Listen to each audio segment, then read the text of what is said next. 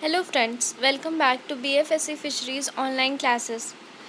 Now I am going to start my meteorology topic, that is a third part of meteorology. We will discuss here about the weather forecasting. Till now we have studied in meteorology about the meteorology, its division, and also we have studied about the structures of atmosphere. We have studied about weather and climate. Now we will discuss here weather forecasting and why weather forecasting is necessary. Weather forecasting का मतलब होता है कि weather का पहले से prediction करना। ये मेनली 2 या 3 दिन के अंतराल पे या फिर कोई एक पार्टिकुलर समय के लिए, मतलब वो ज़्यादा देर का ना हो इंटरवल, बहुत कम टाइम का इंटरवल हो, उसमें एक डेटा को देखा जाता है, पहले के डेटा को मिलाकर, और फिर उसका एनालिसिस होता है और उसके बाद उसका वेदर फोरकास्टिंग, मतलब उसका देखा जाता है कि उसमें एवरेज क्या हुआ और फिर उससे पता चलता है कि वेदर फोरकास्टिंग में क्या हो सकता है आगे। तो वेदर फोरकास्टिंग इसलिए ज़रूरी है फिशरमैन के लिए, फार्मर्स के लिए, क्योंकि इससे पता चलता है कि हम लोग वेदर फोरकास्टिंग से लाइफ को सेव कर सकते हैं, हम लोग प्रॉपर्टी डैमेज को बचा सकते हैं, क्रॉप डैमेज को बचा सकते हैं। तो उस इसलिए भी वेदर फोरकास्टिंग ज़रूरी है। तो चलिए बात करते हैं वेदर फोरकास्टिंग क्या है और वो कैसे की जाती है। पहला है कि वेदर फोरकास्टिंग में इंट्रोडक्शन पार्ट में हम लोग देखेंगे कि आखिर वेदर फोरकास्टिंग क्या है। To predict the condition of atmosphere का मतलब है वेदर फोरकास्टिंग, मतलब एटमॉस्फेयर में जो भी कंडीशन है उसको प्रेडिक्ट करना, पहले से जान लेना कि एटमॉस्फेयर में क्या कंडीशन हो सकता है। तो हम लोग उसका एनालिसिस कैसे करेंगे वेदर फोरकास्टिंग का, वो होता है क्वांटिटेटिव डेटा से, और उसके बाद फिर मीटियोलॉजी डिपार्टमेंट जो है आईएमडी उसका एनालिसिस करके फिर इंटरप्रेट करती हैं कि वेदर क्या हो सकता है। तो ये क्वांटिटेटिव डेटा कहाँ से मिलता है, तो क्वांटिटेटिव डेटा देने के लिए वेदर फोरकास्टिंग में टूल्स होते हैं जो कि क्वांटिटेटिव डेटा प्रोवाइड करते हैं।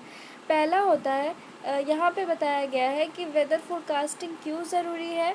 तो वेदर वार्निंग्स के लिए, क्योंकि वेदर वार्निंग्स से, मतलब फोरकास्टिंग से ही हम लोग को वेदर वार्निंग्स मिलती हैं और इससे हम लोग लाइफ को और या प्रॉपर्टी को प्रोटेक्ट कर सकते हैं। तो जो थ्रियोफ्रेटस साइंटिस्ट हैं उन्होंने एक बुक कंपाइल किया था वेदर फोरकास्टिंग को लेके। इस बुक का नाम है बुक ऑफ साइंस। ये इम्पॉर्टेंट है, बुक ऑफ साइंस में वेदर फोरकास्टिंग के बारे में बात की गई है।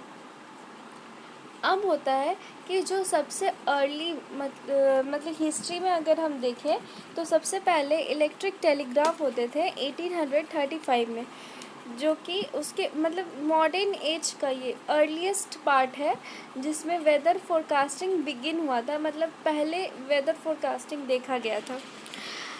कैसे होता है वेदर फोरकास्टिंग, तो वेदर फोरकास्टिंग के लिए रडार लगे होते हैं या फिर सैटेलाइट से हम लोग डेटा को इंटरप्रेट करते हैं, या वेदर स्टेशन होते हैं। एविएशन मतलब एयरप्लेन के मदद से हम लोग करते हैं। उसके बाद फिर होता है सुपर कंप्यूटर, मतलब सुपर कंप्यूटर के मदद से हम लोग भी इंटरप्रेट करते हैं डेटा। उसके बाद होता है ऑब्जर्वेशन। इस डेटा को जो भी रडार या सैटेलाइट से हम लोग कलेक्ट किए डेटा, उसका ऑब्जर्वेशन होता है। और दूसरा होता है मॉडल और ऑब्जर्वेशन से वेदर कंसल्ट की जाती है, मतलब उसके लिए एक टीम होती है, ये ह्यूमन के हेल्प से होता है मेनली। और फिर उसके बाद फिर उसको हम लोग इंटरप्रेट करते हैं और फिर उसका रिज़ल्ट फोरकास्ट होता है। ये शॉर्ट टर्म प्रेडिक्शन भी हो सकता है, मीडियम टर्म भी हो सकता है और लॉन्ग टर्म भी हो सकता है। तो आगे इसके बारे में हम लोग देखेंगे। पहले बात करते हैं वेदर फोरकास्टिंग के टूल्स के बारे में। तो सबसे इम्पॉर्टेंट पहला टूल्स है, उसमें आता है रेडियो साउंडी। रेडियो साउंडी क्या होता है कि एक बलून होती है जिसमें एक इंस्ट्रूमेंट लगा होता है जो कि रेडियो साउंडे होता है, जो कि वेदर फोरकास्टिंग के लिए इम्पॉर्टेंट होता है। एक्चुअली में क्या होता है कि ये बलून उस इंस्ट्रूमेंट को ले जाता है स्काई में और फिर वहाँ से जो भी टेम्परेचर, प्रेशर या ह्यूमिडिटी है उसका इंफॉर्मेशन वो ट्रांसमिट करता है। ये स्मॉल रेडियो जो ट्रांसमीटर होता है। और रेडियो साउंड एक बैटरी पावर टेलीमेट्री इंस्ट्रूमेंट होता है। टेलीमेट्री का यहाँ मतलब है कि वो पहले से ये डाटा उसमें इंटरप्रेट किया जाता है, मतलब उसमें पहले से डाटा स्टोर्ड होगा। तो ये हुआ रेडियो साउंड है। तो ये एक इंस्ट्रूमेंट है जो कि ट्रांसमिट करता है सिग्नल को, जो भी इंफॉर्मेशन है टेम्परेचर, प्रेशर और ह्यूमिडिटी का। इसमें बैलून होते हैं जो बलून इंस्ट्रूमेंट को कैरी करते हैं। यहाँ फिगर में देख सकते हैं रेडियो साउंडे के पास सेंसर होता है जो सेंस करता है सिग्नल को और उसके बाद फिर उसको ट्रांसमिट करता है। तो रेडियो साउंडे बलून्स की मदद के उसे ऊपर ले गया गया है और उसके बाद फिर वो जीपीएस सैटेलाइट या सिग्नल को अपने आप में सेंस करता है और उसके बाद फिर उसको ट्रांसमिट करता है टेलीमेट्री रिसीविंग सिस्टम में, और उसके बाद फिर सिग्नल प्रोसेसिंग सिस्टम के साथ में फिर वो कंप्यूटर में एनालाइज किया जाता है। ठीक है, तो ये तो बात हुई रेडियो साउंडे की। अब दूसरा इंस्ट्रूमेंट जो टूल होता है जो फोरकास्टिंग में यूज़ होता है वो है रडार। रडार का मतलब है रेडियो डिटेक्शन एंड इमेजिंग उसको कहते हैं। ये एक तरह का रिमोट सेंसिंग डिवाइस होता है जो कि इलेक्ट्रॉनिक पल्स को ट्रांसमिट करता है और उसके बाद फिर उसको फिर से रिसीव करता है। पहले वो इलेक्ट्रॉनिक इम्पल्स को भेजेगा, फिर उसको रिसीव करेगा। जो भी मॉडिफाइड ट्रांसमिटेड पल्स है उसके बाद फिर उसका इंटरप्रेटेशन होगा। तो ये हुआ रडार। फिगर में देख सकते हैं रडार का फिगर दिया हुआ है, कैसे वो ट्रांसमिट करता है और फिर उसको इंटरप्रेट करता है। जो कॉमन रेडियो जो रडार है उसमें आता है डॉपलर वेदर रडार। ये डॉपलर वेदर रडार है जो कि जो डॉपलर यहाँ हम लिख दे रहे हैं, डॉपलर रडार है, वेदर रडार इसको भी कहा जाता है। ये क्या करता है, मेनली जो विंड मतलब जो रेन होते हैं तो उसका रेनफॉल को ये प्रिडिक्ट करता है। अब ये रेनफॉल जितना ज़्यादा फास्ट होगा, उसका ज़्यादा स्पीड जितना रेन ड्रॉप्स का होगा वो उतना ही इफ़ेक्ट होगा, मतलब उतना ही ज़्यादा उसका मेजरमेंट आएगा।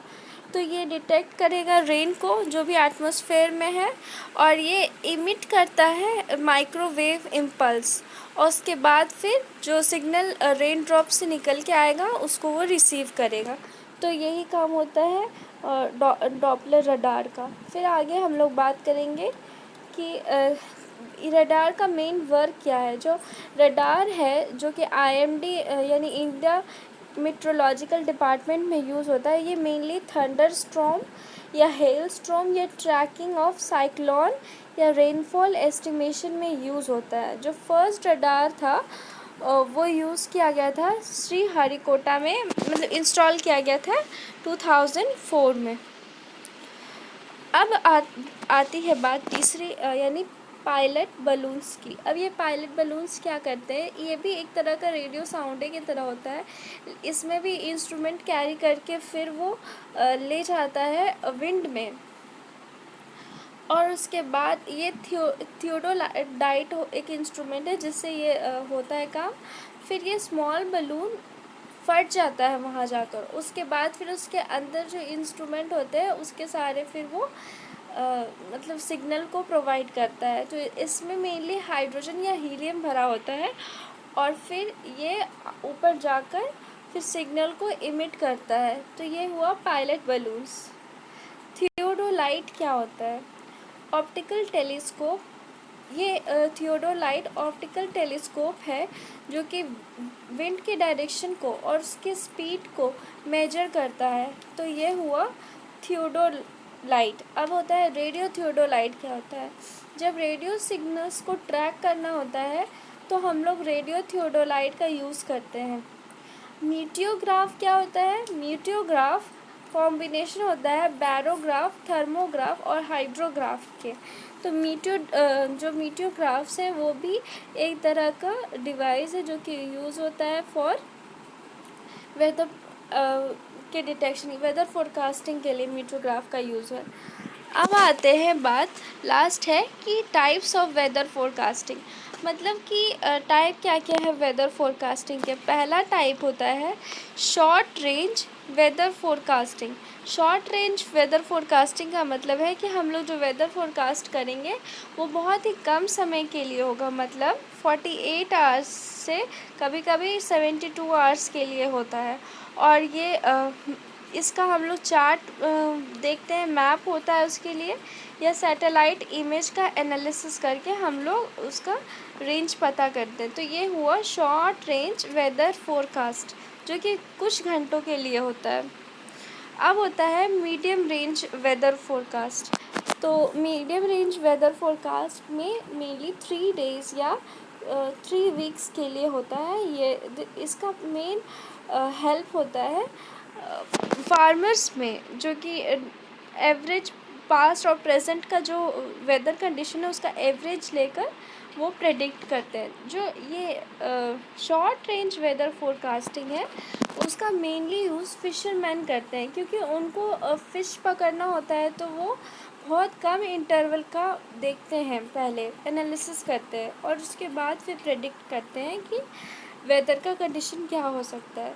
जो फार्मर है वो मेनली यूज़ करते हैं मीडियम रेंज फोरकास्ट यूज़ करते हैं फार्मर्स। और उसके बाद हम लोग देखें कि स्मॉल रेंज फोरकास्ट यूज़ करते हैं फिशरमैन, ये मेनली, यानी कि एग्रीकल्चर फील्ड में होता है मीडियम रेंज वेदर फोरकास्ट का यूज़। अब बात आती है लॉन्ग रेंज वेदर फोरकास्ट। इसका एप्लीकेशन उतना नहीं होता, क्योंकि स्मॉल रेंज वेदर फोरकास्ट बहुत इजी होता है, वो हर दिन या 72 आवर्स में हम लोग कर सकते हैं। वो ज़्यादा इजी है as compare to the long range weather forecast. So mainly small range weather forecast का ही यूज़ होता है। जो लॉन्ग रेंज वेदर फोरकास्ट है वो बहुत ही ज़्यादा समय के लिए होता है, यानी कि किसी एक सीज़न से दूसरे सीज़न, उसी साल के दूसरे सीज़न तक के लिए। और ये मेनली स्टेटमेंट या फिर इसका जो एक्यूरेसी होता है वो उतना ख़ास नहीं होता, मिनिमम एक्यूरेसी होता है। फिर आती है बात रेडियो विंड क्या होता है। राविन जिसको हम लोग बोलते हैं, ये मेनली मेजर करता है pressure, temperature, humidity at various levels such as also of atmospheric constituents such as ozone, carbon dioxide, ये सब का मेजरमेंट करता है। उसको हम लोग कहते हैं रेडियो विंड या राविन। तो आज हम लोग ने देखा, हाँ लास्ट बात आती है, सबसे इम्पॉर्टेंट बात जो है वो होती है कि हम लोग आगे वेदर फोरकास्टिंग का यूज़ क्यों करते हैं। तो वेदर फोरकास्टिंग का यूज़ मेनली हम लोग इसलिए करते हैं क्योंकि अगर हम लोग देखें कि अगर वेदर जैसे साइक्लोन आया या फिर अभी हाल फिलहाल में साइक्लोन्स आए थे और उसके बाद यास ये आया, तो उसमें क्या होता है कि अगर हम लोग पहले से वेदर का कंडीशन हम लोग को मालूम हो तो हम लोग बहुत से लाइफ्स को बचा सकते हैं, बहुत कुछ हम लोग सेव कर सकते हैं उस केस में। क्योंकि ऐसा होता है कि वेदर अगर फोरकास्ट हो जाए तो हम लोग उसके लिए पहले से अपने आप को ऐसे प्लेस में ले जाते हैं जहाँ पे उसका कंडीशन कम हो। तो ये वेदर एक्यूरेट डेटा जो है फोरकास्ट का या वार्निंग सिग्नल्स हम लोग को न्यूज़पेपर या रेडियो सिग्नल्स के सहारे मिलता है, हम लोग को ये फोरकास्ट होती है। और उसके बाद फिर हम लोग उससे अपनी लाइफ या अपनी प्रॉपर्टी को बचा सकते हैं। हम लोग उस केस में अगर वेदर का कंडीशन ख़राब हो तो फिशरमैन क्या करते हैं कि उस सीज़न में वो नहीं जाते फ़िशिंग करने। जैसे कि अभी यास आया था तो हम लोग देखे थे कि कैसे फ़िशिंग करने फिशरमैन नहीं गए उस टाइम पीरियड में। तो इससे हम लोग पता कर सकते हैं कि कब सीज़न कैसा हो सकता है। तो आज के लिए इतना ही था। ये तो बात हुई हम लोग की फोरकास्टिंग की। नेक्स्ट क्लास में हम लोग मीट्रोलॉजी के दूसरे पार्ट में हम लोग जाएंगे। सो आज के लिए इतना ही था। Thanks for watching and please subscribe to my channel.